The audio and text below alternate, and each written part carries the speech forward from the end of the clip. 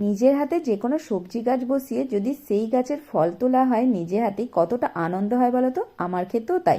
এখানে আমি শিম গাছ বসিয়েছিলাম, সেই গাছেতেই শিম হয়েছে দেখো কতগুলো। ভাবলাম তোমাদের সঙ্গে আজ একটু রান্নাটা শেয়ার করি।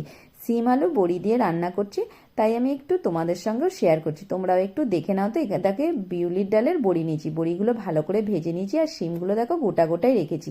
শিমগুলো দুদিকটা কেটে গোটা রেখে দিয়ে তারপর ভেজে নিয়েছি তেলের মধ্যে। এরপরে এই তেলের মধ্যে কালো জিরে ফোড়ন দিয়ে আর দুটো আলুকে এরকম লম্বা করে কেটে নিয়েছি, সেটাও দিয়ে দিচ্ছি। নেড়ে চেড়ে একটা মশলা বেটে নিয়েছিলাম, আদা, কাঁচা লঙ্কা, টমেটো, এগুলো বেটে নিয়েছি, সেটাও আমি দিয়ে দিচ্ছি। তারপরে কালারটা যাতে সুন্দর আসে তাই একটু কাশ্মীরি লঙ্কা গুঁড়ো, হলুদ গুঁড়ো, নুন দিয়ে দিচ্ছি। দিয়ে ভালো করে নেড়ে চেড়ে জল দিয়ে দেবো।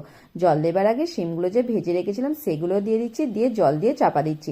নাবানার আগে যে বড়িগুলো ভেজে রেখেছিলাম সেই বড়ি ভাজা আর একটু ধনেপাতা কুচি দিয়ে নাবিয়ে নিচ্ছি। খেতে দুর্দান্ত হয়েছে, তোমরা একবার